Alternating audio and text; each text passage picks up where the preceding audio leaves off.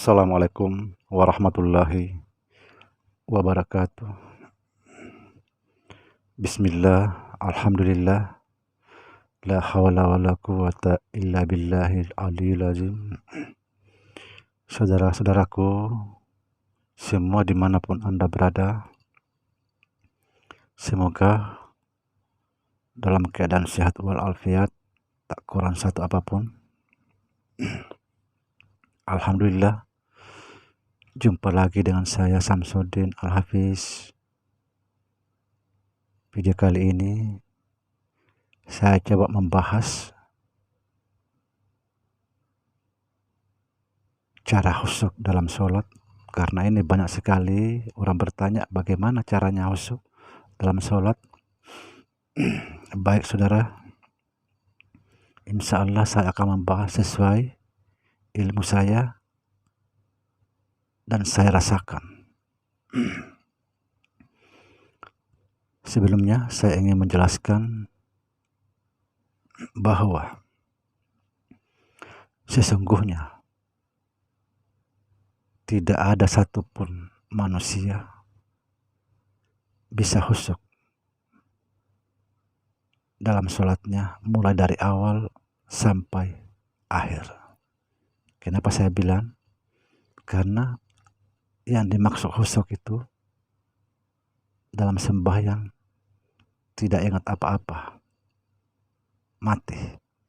Karena sembahyang itu belajar untuk mati. Kenapa kita tidak ingat apa-apa? Karena kita menyatu dengan Allah Subhanahu wa Ta'ala. Setelah kita menyatu dengan Allah Subhanahu wa Ta'ala, kita tidak tahu lagi diri kita dan tidak tahu lagi Tuhan kita. Ibarat mentega dan madu menyatu jadi satu, diaduk, tidak tahu lagi, yang ada adalah nikmat. Subhanallah. Sekali lagi saudara, bahwa tidak ada manusia khusyuk dalam sholatnya dari awal sampai akhir, tetapi bisa khusyuk paling sekitar 2 menit paling lama.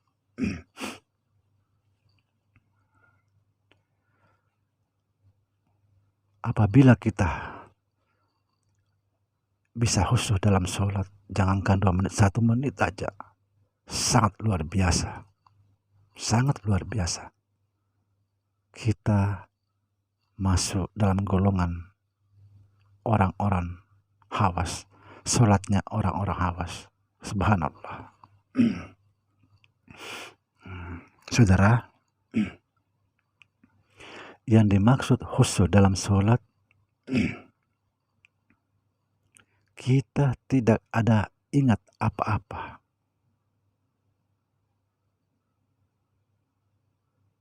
Sekali lagi, tidak ada ingat apa-apa.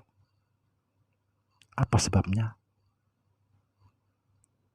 Karena kita sudah menyatu dengan Allah Subhanahu wa Ta'ala. Tidak ingat apa-apa. Bahkan diri kita dan Allah tidak tahu lagi siapa, di mana hamba, di mana Tuhan, siapa hamba, siapa Tuhan. Subhanallah.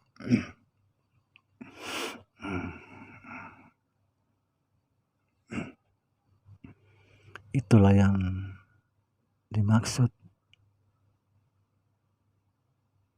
ketika seorang hamba menyatu dengan Tuhan, bagaikan mentega dan madu menyatu jadi satu. Kita tidak lagi bisa membedakan mana madunya, mana menteganya. Yang ada adalah nikmat.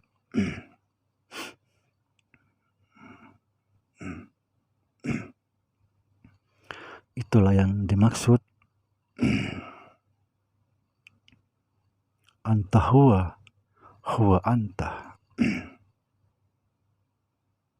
Engkau dan aku dan engkau. Lenyap jadi satu. Subhanallah.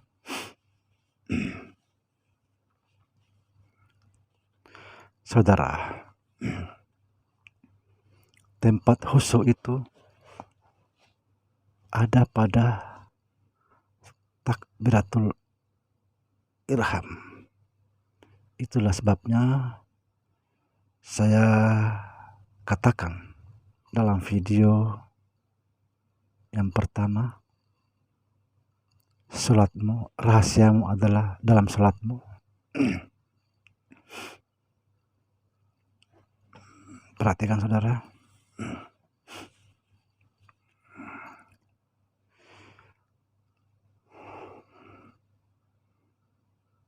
ketika kita takbiratul irham, perhatikan, ketika kita takbiratul ihram, di dalam takbir itu ada kata hu. Hu itu artinya dia Allah. Nah, disitulah kita tempatnya khusyuk. Pada saat kita sampai pada kata hu, perhatikan saudara, perhatikan ya. Saya contohkan dengan apa adanya, karena gimana lagi kita berjauhan. Seandainya saudara semua ada di depan saya, insya Allah cepat sekali masuknya. Perhatikan. Allahu Akbar. Sekali lagi, Allahu Akbar. Di situ kita hu, pada sampai kita kata hu, kita menyatu dengan Allah. Saya contohkan sekali lagi. Allahu Akbar.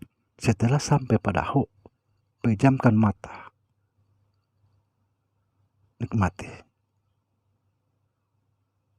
Sekali lagi. Setelah kita sampai pada hu, Allahu, pejamkan mata. Kita tidak ingat sama sekali apa-apa. Coba nanti saudara praktekkan. Nah, sekali lagi saya praktekkan saudara. Allahu Akbar. Pada saat kata hu sampai, pejamkan mata. Rasakan. Tidak ada ingat apa-apa sama sekali. Insya Allah.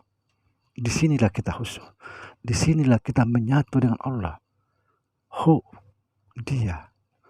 Allahu, sampailah kita pada dia. Menyatu. Pada sampai hu, pejamkan mata. Insya Allah, saudara akan tidak ingat apa-apa. Inilah yang disebut khusyuk.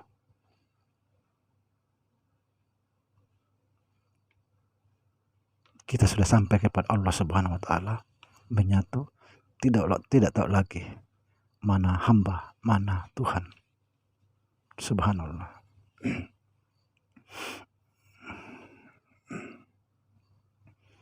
Saudara, perlu juga saya jelaskan. Yang dimaksud di sini nikmat bukanlah nikmat seperti kita berhubungan dengan suami istri. Itu nanti di penghujung apabila sakaratul maut.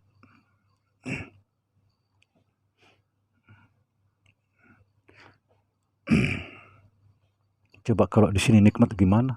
Kalau kita merasakan nikmat seperti suami istri dalam sholat, apalagi sholat berjamaah, bagaimana kalau ada yang nggak tahan bisa teriak? Bukan yang dimaksud itu saudara. Kalau seperti yang dimaksud suami istri, bagaimana kalau kita berjamaah, orang yang nggak tahan bisa teriak, ya kan? Bukan itu yang dimaksud. Yang dimaksud di sini nikmat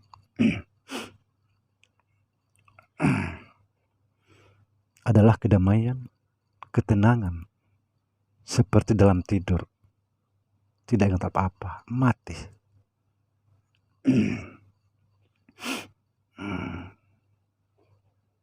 Tidak tahu lagi mana Tuhan, mana hamba. Dia menyatu, subhanallah. Saudara, solat belajar untuk mati, di mana kita akan menghadapi namanya kematian, sakratul maut. Mutu qabla antamutu, matikan dirimu sebelum kamu mati. Sembahyanglah sebelum kamu disembahyangi.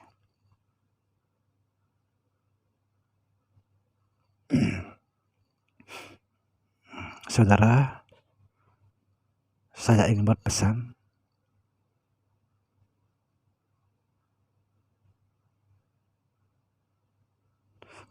apabila saudara mau sholat, perhatikan ini saudara, apabila saudara mau sholat, jangan terlalu lama berdiri baru takbir.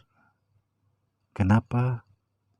Memberi kesempatan iblis masuk ke dalam pikiran kita. Akhirnya pikiran kita itu melayang kemana-mana.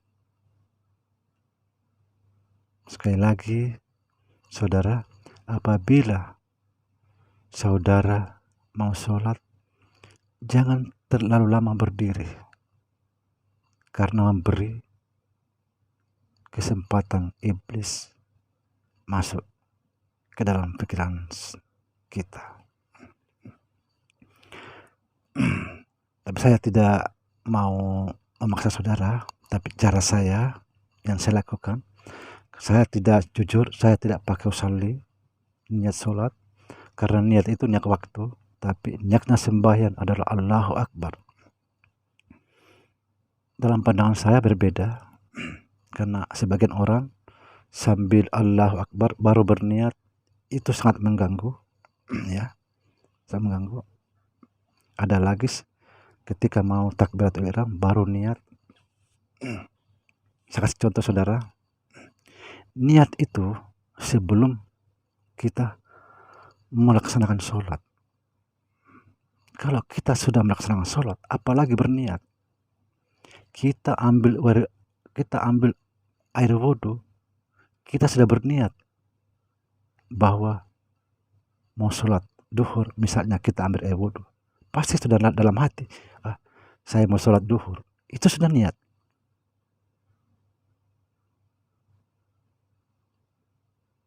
Kalau sudah kita mau melaksanakan, untuk apa lagi berniat?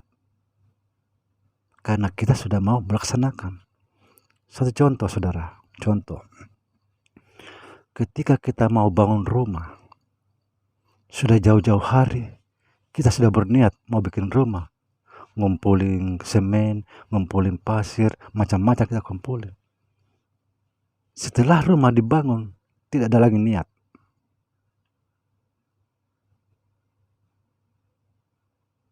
Tapi saya tidak memaksa saudara, karena ini bukan, ya, lakukanlah, cuma ini cara saya. Saya langsung aja Allahu Akbar. Kenapa? Karena tadi saya berwudu, saya sudah berniat. Misalnya wudu ini mau sholat maghrib, ini wudu, itu sudah berniat. Wudu kita karena mau sholat maghrib. Kalau sudah mau melaksanakan, untuk apa lagi berniat? Tidak perlu lagi berniat kalau sudah mau melaksanakan. Karena kita sudah berniat tadi waktu kita ambil air wudhu. Sekali lagi contohnya, kita mau bikin rumah, dari jauh-jauh kita bikin rumah, sudah berniat. Ngumpulin pasir, ngumpulin batu, ngumpulin semen, kayu, dan sebagainya. Setelah rumah mau dibangun, tidak ada lagi niat-niat, langsung bangun. Nah, itulah saya bilang saudara, tidak usah lama-lama berdiri. Kenapa?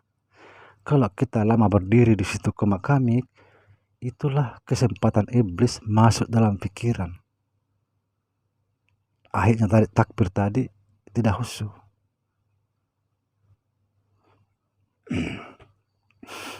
Demikian saudara, video kali ini mudah-mudahan bermanfaat. Ya, silakan mencoba saudara. Nanti kalau misalnya tidak bisa nanti ya bisa lagi diberi saran dan tanggapannya, karena ini memang situasinya begini. Seandainya saudara ada di depan saya, insya Allah masuk. Sekali lagi saudara, sekian, mudah-mudahan bermanfaat. Jangan lupa subscribe agar tidak ketinggalan video-video lainnya.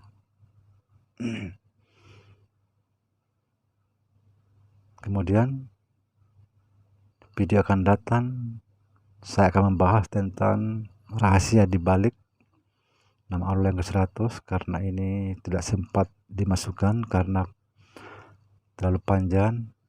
Ini saya hanya paling lama durasinya 16 menit. Demikian, mohon maaf. Assalamualaikum warahmatullahi wabarakatuh.